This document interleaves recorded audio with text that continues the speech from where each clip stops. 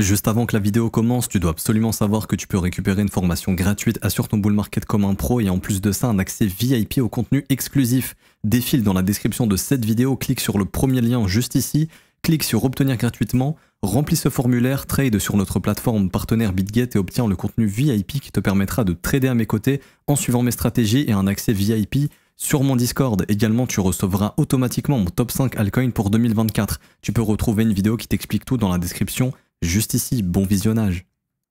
Bonjour à tous, j'espère que vous allez bien. On se retrouve pour le brief du mardi 9 avril 2024. On se fera un point Bitcoin, Ethereum. En commentaire, vous avez choisi de faire gagner CKB. On va analyser CKB aujourd'hui. Je remets du coup en jeu le BGB contre le Borg qui est beaucoup revenu. C'est à vous de décider pour l'analyse de demain entre BGB et Borg. Le commentaire qui reviendra le plus gagnera l'analyse. Alors, le Bitcoin qui est bienvenu déclencher tous les stops qu'on avait identifiés au-dessus de la zone des 71 900 $. Petite réaction baissière ici. C'est normal, il y a une prise de liquidité, il y a de grosses baleines ici qui sont en train de prendre des bénéfices. C'était une zone évidente pour qu'elles puissent prendre des positions, enfin des profits sur leur longue. Et beaucoup de vendeurs ici se sont fait stopper sur leur short. Donc maintenant, on en est où? Alors, l'action de prix est toujours haussière, ok. Pour moi, on risque d'avoir un pullback puisque c'est une zone qui était assez intéressante à déclencher juste ici. Beaucoup de stop, beaucoup de liquidation, donc tout naturellement le marché peut pullback. Pour moi, ce marché ne doit pas casser les imbalances haussières qui ont été créées récemment. C'est-à-dire que grosso modo le pullback qu'on est en train de voir devrait se terminer aux alentours des 69 900, 70 000 $ pour faire une continuation haussière et aller chercher la zone de stop qu'on a ici au niveau des 74 000 $. C'est la prochaine zone de stop. C'est une zone dans laquelle on a aussi beaucoup de liquidation. Donc on devrait en théorie y aller puisque le mouvement pour l'instant est toujours haussier. Si on commence à casser l'imbalance haussière d'hier, on va se retrouver avec beaucoup d'acheteurs qui vont être coincés, puisque là sur les contrats dérivés, on voit ici sur l'impulsion d'hier qu'on a un open interest qui a énormément augmenté. Il y a beaucoup de gens qui sont positionnés ici, et des longues et des shorts. Ok. Ce qu'on sait justement, c'est que ça accumule énormément de stops et de liquidation au-dessus de l'ATH actuellement, puisque tous ceux ici hier qui sont rentrés en position, qui se sont opposés au mouvement, qui étaient short, ont probablement mis des stops et des liquidations, ont probablement leur stop et leur liquidation au-dessus du sommet, donc on risque d'y aller. Ok. Donc c'est pour ça que je pense qu'il ne faut surtout pas perdre l'impulsion haussière qu'on a fait hier, parce qu'il y a plein d'acheteurs qui sont positionnés. En fait, il faut garder tous ces vendeurs bloqués pour aller d'abord liquider les vendeurs, et puis une fois que les vendeurs auront été liquidés au-dessus des 74 000 $, à ce moment-là, si Bitcoin faiblit, oui, on ira liquider tous les acheteurs d'ici, ok. Et donc à ce moment-là, il y aura un mouvement correctif et peut-être aller récupérer tous les stops qui sont en train de s'accumuler sous les 65 000 $. Mais en revanche, en dehors de ça, pour l'instant, le mouvement est toujours haussier. C'est pour ça qu'il ne faut pas perdre l'impulsion haussière d'hier. On voit que les fundings ont beaucoup augmenté, donc on sait qu'il y a beaucoup de gens qui ont été assez agressifs sur les contrats dérivés hier. Donc c'est ce qui explique justement qu'il y a beaucoup d'acheteurs agressifs qui sont rentrés, mais en face les vendeurs se sont opposés, parce que j'ai déjà expliqué dans ma vidéo sur l'open interest et l'order flow, vous ne pouvez pas ouvrir un long dans le vide. Si vous ouvrez un long et que l'open interest augmente, c'est que vous avez ouvert un short en face. Donc on sait qu'il y a plein de gars ici qui se sont exposés en short également et qui donc ont leur stop et leur liquidation au-dessus du sommet juste ici. C'est pour ça que le marché risque d'y aller. Et puis une fois que ces vendeurs auront été liquidés, on risque de s'attaquer aux acheteurs potentiellement. Il faudra voir comment réagit le prix au-dessus de l'ATH. Également, n'oubliez pas, demain, événement hyper important, ici sur le calendrier économique, on a le CPI mercredi et on a la décision des taux de la part de la BCE, donc pour l'Europe jeudi. Donc on a deux événements de liquidité. Bien sûr, le plus important, c'est le CPI américain. Et en plus, le soir, on a le FOMC minutes qui arrivera et donc on sera vraiment dans des événements de liquidité mercredi. Qui dit événement de liquidité, dit zone de liquidité. Clairement, la zone de liquidité pour le CPI, c'est l'ATH pour le Bitcoin. Donc c'est pour ça qu'on pourrait justement pour le CPI ou autour du CPI déclencher l'ATH car c'est un événement de liquidité. Tout simplement. Donc surveillez bien l'impulsion précédente, donc je dirais jusqu'aux 69 900 $. Si on commence à perdre ce niveau, on retracera plus, ok. Et à ce moment-là, il y a clairement des zones qui peuvent demander à être comblées. Donc on va avoir tout simplement les précédentes zones d'imbalance avec des stops sous ces plus bas daily, donc ce sera 68 400, 68 700, j'en ai déjà parlé, et puis une belle zone ici, 67 200, 66 900, ce serait des objectifs, ok? Imaginons, je sais pas, moi, demain, le CPI, il est pas du tout bon, le marché, en fait, il ira price, c'est simplement tout ça, il viendra combler ces zones, ok? Mais dans l'idée, les zones de liquidité, maintenant, c'est au-dessus de la TH, puisqu'on est venu déclencher toute cette zone ici, on en avait parlé, 71 800, 71 900, donc en gros, les 72 000 $, et maintenant, la prochaine zone, ça sera la TH. Je vois pas plus de choses à dire, sincèrement, sur le BTC. Attendons de voir les imbalances, si elles sont comblées ou pas. En théorie, oui, ok. On n'est pas censé les casser. Si on les casse, on s'attendra à un dip plus profond. Mais pour moi, il ne faut pas les casser parce qu'il y a trop de gens qui sont positionnés justement sur les dérivés. Il faut maintenir ces acheteurs. Parce que si on commence à aller sous leur prix d'entrée, ça pourrait les forcer à fermer et créer de la pression vendeuse justement. Et à ce moment-là, on ira combler les zones que je vous ai indiquées tout à l'heure. Et dans l'idée, ça reste plutôt bullish, le BTC. C'était une zone de profit pour ceux qui étaient en long, j'en ai déjà parlé. Ça peut être une zone de TP intermédiaire, ça peut aussi être une zone de hedge. C'est vrai que ici, le BTC, s'il est en train de nous former un top, c'est vraiment une zone où on peut former notre top ici. Si on veut protéger ce sommet, c'était vraiment ici qu'on peut retourner le marché. Voir des structures baissières ici serait vraiment pas top et ça pourrait potentiellement ramener le prix plus bas. Donc, tant que je vois pas de structure baissière, ok. Si on commence à avoir des structures baissières sur Bitcoin, on va commencer à se poser beaucoup de questions parce que ça, c'est quand même une zone assez importante. Et s'il y a bien une zone où on veut faire un sommet sans toucher lui, c'est bien là qu'on peut le faire. Ok, donc commencer à avoir des structures baissières, ce serait vraiment pas top. Donc faites attention ici sur le BTC et surtout demain CPI, événement de liquidité. Donc ça peut aller un petit peu dans tous les sens. Voilà. On va dire que les pros, pour moi, ont pris des profits ici. C'était la zone idéale pour le faire. Et ont probablement ouvert un hedge en amont du CPI. Pas plus de choses à dire sur Bitcoin, ETH qui a atteint également la zone, je crois, qu'on a identifié normalement, si je dis pas de bêtises, oui, je le vois ici. Voilà, tous les sommets, pareil sur ETH, qui ont bien été déclenchés, les staffs ont bien été pris. Pas encore de réaction baissière sur Ethereum. Pour l'instant, moi personnellement, je vois rien de bearish pour l'instant. Ce qui, pour moi, serait bearish, c'est si jamais on commence à venir avaler l'impulsion haussière, c'est-à-dire qu'on a un ETH qui revient sous les 3400 $, là ça commencerait à puer, honnêtement, parce qu'en fait on aurait pris les stops direction la zone de rechargement de short et le marché simplement, bam, va avaler le mouvement haussier et bloque tous les acheteurs qui sont rentrés. Ça serait vraiment pas bullish, ok? Pour moi, tant qu'on revient pas sous les 3400, je vois rien de baissier sur Ethereum. Également, on a cette grosse impulsion haussière avec cette grosse imbalance. Le marché peut très bien revenir la travailler sans souci, s'il le souhaite. Y faire des pullbacks pour y faire des continuations haussières, mais vraiment retourner vraiment sous les 3400, ça sent pas bon pour ETH. Tant que pour moi, on ne revient pas sous les 3400, l'objectif, c'est de pousser vers la prochaine zone, les 3815 $. Vous voyez, ici, on a déclenché tout ça très vite. Prochaine zone, 3815 $, on en avait parlé, en 3812. Et on avait parlé justement des 3689 de mémoire. Ouais, c'est ça. Et ça a bien été déclenché. C'était des zones qui attirent le marché, justement. Donc, vigilance quand même sur Ethereum, parce que ça reste un range. OK. Et si jamais on est juste venu prendre les stops et qu'on repart au sud comme ça, à ce moment-là, il y aura une vraie cassure baissière et une continuation baissière sur ETH. Donc ça serait pas du tout bullish. C'est pour ça qu'il faut absolument que ETH maintienne ici les 3400 pour qu'on puisse pousser plus haut, pourquoi pas, au moins jusqu'au 3812. Et puis ensuite, on verra. Et en H4, ici, on voit également la prise des stops qui a été déclenchée.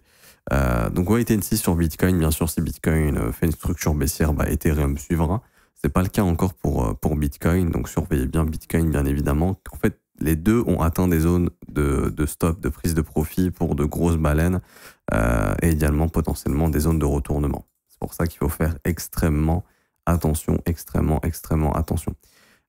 Mais sinon, en dehors de ça, au-delà de faire attention, le price action reste quand même assez bullish ici, il n'y a pas trop de soucis.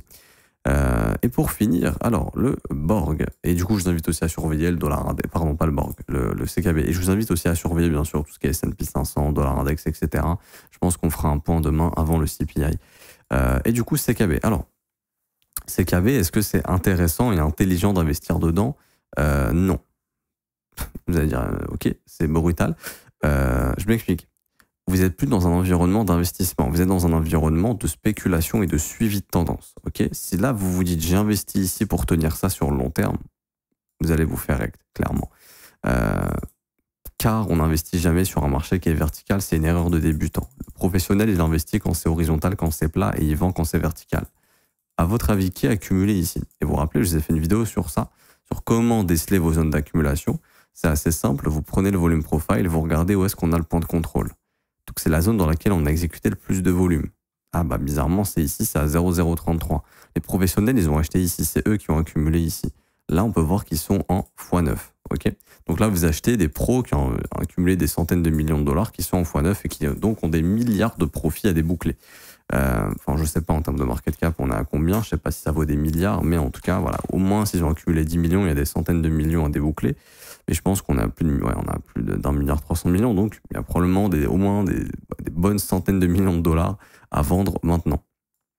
Donc en fait, c'est ce qu'on appelle l'exit liquidity, c'est-à-dire que le prix monte, et c'est ce qu'on appelle l'exit liquidity. Les pros ont accumulé ici et vendent sur la montée.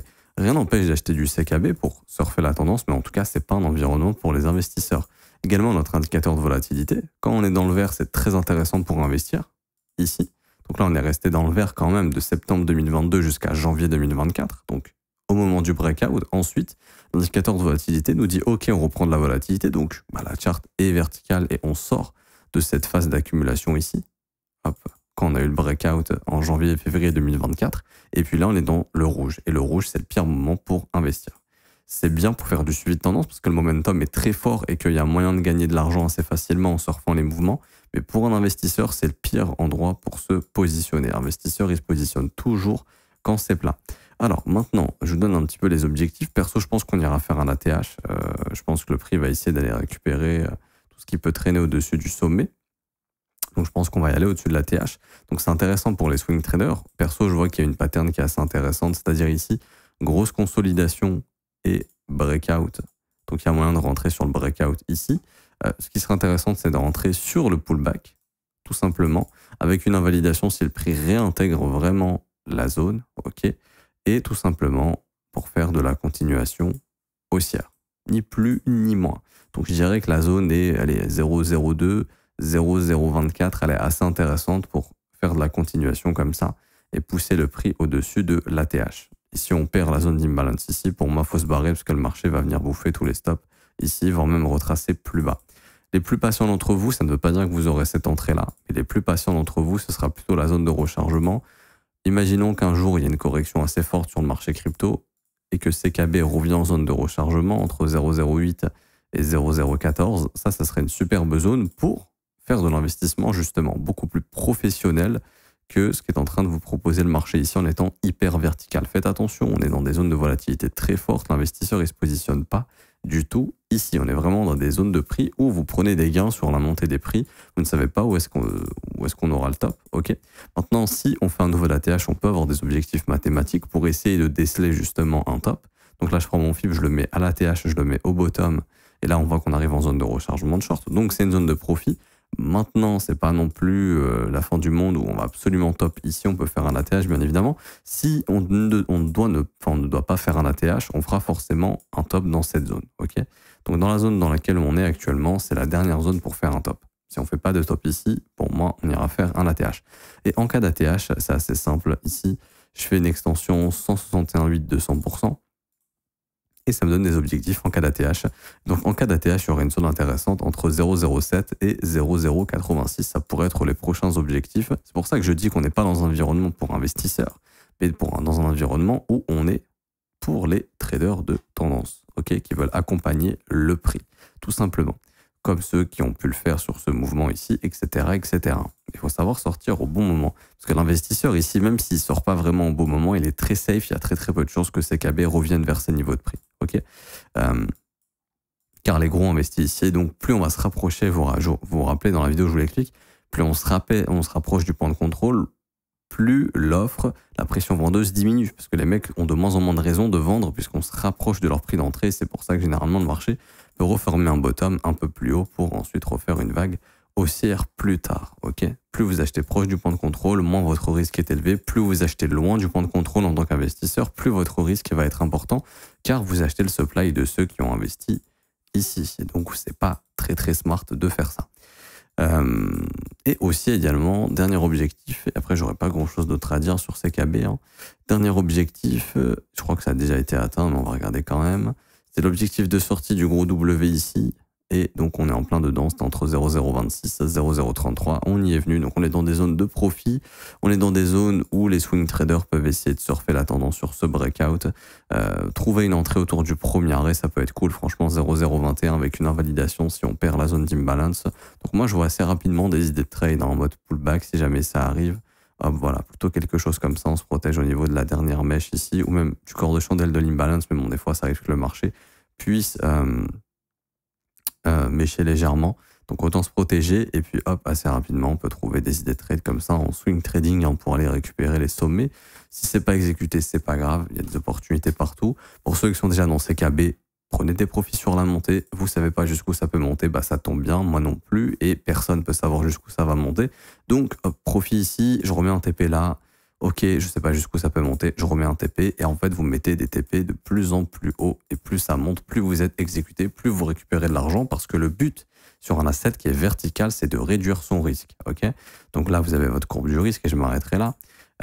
On a ici hop, le risque 0. Ok, on a ici le risque, par exemple, je sais pas moi, initial qui va être un R. Ok. Votre but, c'est déjà de ne pas dépasser un R. Si vous commencez à vous mettre sur une exposition de plus de 1 R, c'est que vous mettez un risque qui est beaucoup trop important. Si par exemple, votre risque de base, c'est toujours de risquer 2% de votre capital sur une idée de trade et que vous commencez à dépasser les 2%, c'est pas bon. Ok. Donc déjà, ça, c'est la limite à pas franchir. Et l'objectif d'un trade, c'est de commencer avec un risque ici, une courbe de profitabilité qui va augmenter. Et plus la courbe de profitabilité augmente, bah, plus on prend des bénéfices pour tendre le risque vers zéro. Il y a plusieurs manières de tendre le risque vers zéro. Simplement de prendre des bénéfices sur la montée, jusqu'au jour où bah, si jamais on se fait stop loss, on perd plus rien parce qu'on a pris assez de profit. Deuxième possibilité, de monter son stop loss à son prix d'entrée. Là, automatiquement, on passe sur un risque zéro. Et c'est ça l'objectif. Je dis pas qu'il faut absolument mettre son stop loss à break-even. Mais idéalement, plus le prix augmente, plus vous prenez des bénéfices pour réduire la courbe du risque ici jusqu'à atteindre un risque zéro, une position définitivement sécurisée. Et ensuite, vous pouvez rider tranquillement et mettre vos profits comme ça sur la montée. Et puis plus ça monte, plus vous prenez des bénéfices tout simplement jusqu'à ce que le marché se retourne. Et puis si vous êtes assez développé techniquement pour identifier un retournement de marché, par exemple comme ceci, rien ne vous empêche de tout vendre. Simplement, ou de vendre 90%, de garder 10%, ce qu'on appelle un moonbag, si jamais le marché arrive au final à redévelopper un bottom assez rapidement et à repartir. Vous en avez encore, mais l'objectif, voilà, c'est vraiment de déboucler votre position maintenant, de ne pas être celui qui achète et qui apporte l'exit liquidity aux gros poissons qui ont investi ici. C'est comme ça que ça marche. Et des assets comme ça, il y en a encore plein, hein, qui sont prêts à péter dans le marché crypto, qui a encore des volatilités assez faibles, donc je ne vais pas dire que c'est pas compliqué à trouver, il y en a encore pas mal. Du coup, peut-être aller surfer sur ce genre d'assets plutôt que de rentrer sur des trucs qui sont complètement à la verticale. Du coup, je m'arrête ici pour aujourd'hui. J'espère que ça vous aura plu. Si c'est le cas, n'hésitez pas à laisser un pouce bleu, vous abonner si ce n'est pas déjà fait. Également, vous avez une formation gratuite qui vous attend en commentaire épinglé. Obtient ta formation et accède au VIP gratuitement. Vous cliquez sur le petit lien, ça vous ramène sur un formulaire. Vous le remplissez, ça vous prend 1 minute et vous pourrez tout simplement accéder à la formation gratuite. Également, vous avez le VIP, vous pouvez rejoindre 100% gratuitement. Ça, c'est la deuxième vidéo en commentaire épinglé. Le VIP, c'est des vidéos exclusives, c'est des market reviews, c'est du contenu gratuit sur le Discord avec un début de formation qui est en place, c'est des idées de trade qui vous sont envoyées, c'est des setups aussi qui vous sont envoyés. Par exemple, j'avais envoyé JTO qu'on était autour des 3 $, on est à 5 $ actuellement dans le VIP, donc c'est plutôt cool, vous pouvez nous rejoindre, c'est 100% gratuit, je vous explique tout dans la deuxième vidéo en commentaire épinglé, et pour ceux qui veulent rejoindre l'école, ça se passe justement également en commentaire épinglé, c'est le 4e lien, l'école pour faire simple, ça vous permet de vous former à mes côtés tous les jours du lundi au vendredi, et en plus de ça, vous avez une formation qui vous est offerte de 19h, cours vidéo, cours écrit, exercices, examens, quiz, on apprend tout sur l'analyse technique, l'order flow, l'analyse fondamentale, la psychologie du marché et comment créer notre propre plan et savoir acheter et vendre au bon moment. Ça commence à partir de 49 € par mois, c'est sans engagement, vous pouvez annuler le renouvellement quand vous le souhaitez. Et vous avez aussi les offres 3, 6 et 12 mois qui ont des réductions. On a actuellement jusqu'à 36% de réduction sur l'offre annuelle. Et j'en profite en fin de vidéo pour faire un petit point sur ça. J'ai déjà répondu en commentaire, mais c'est beaucoup revenu sur le fait que l'AMF ait blacklisté BitGet. Alors, il faut bien comprendre que l'AMF a blacklisté des tonnes et des tonnes de brokers. L'AMF blacklist tous les brokers qui ne sont pas régulés en France. Ok. Par exemple, sur le marché du Forex, il y a des brokers qui ne sont pas régulés en France, qui sont régulés dans d'autres pays, sur le continent asiatique, etc., etc. Alors, pourquoi BitGet a été blacklisté par l'AMF? Parce qu'ils n'ont pas le PSAN. Mais le PSAN ne sert à rien, parce que si vous avez le PSAN, il n'y a aucune régulation en France actuellement. Ça fait 3 ans qu'on attend qu'on ait une régulation sur le sol français pour le marché crypto, et ils ont toujours rien fait. Et en fait, quand vous obtenez le PSAN en France, vous devez soit bloquer les Français sur votre plateforme, soit leur couper 3/4 des produits que vous proposez. Donc BitGet n'a aucun intérêt à avoir le PSAN. Et du coup, l'AMF estime que c'est les plateformes qui ne sont pas régulées en France sont risquées, alors qu'il n'y a pas de régulation en France. On se fout un peu de notre gueule. Sachant que BitGet a des licences aux Seychelles, à Singapour, a des prestataires bancaires à Hong Kong, en Europe, ils sont régulés dans plein de pays. Et il y a plein d'autres exchanges crypto aussi qui sont blacklistés par l'AMF, juste parce qu'ils n'ont pas le PSAN, ou qui ont simplement décidé de ne plus avoir les Français sur leur plateforme parce que justement l'AMF les avait blacklistés. Mais ça change rien. Demain, l'AMF ne pourra rien faire. C'est-à-dire que la seule chose que peut faire l'AMF, c'est bloquer l'URL BitGet. Ok, bah on met un VPN, on contourne ça et on se connecte sur BitGet tout simplement. Ce serait la seule chose qu'ils peuvent faire, mais c'est jamais arrivé. Même pour des brokers très sombres qui trade exclusivement le Forex, ils n'ont jamais bloqué aucun URL. Donc je pense qu'ils bloqueront rien du tout et que y a aucun souci en fait. Voilà. Juste que l'AMF n'aime pas que les plateformes ne soient pas régulées en France, mais il y a, comme je dis, aucune régulation.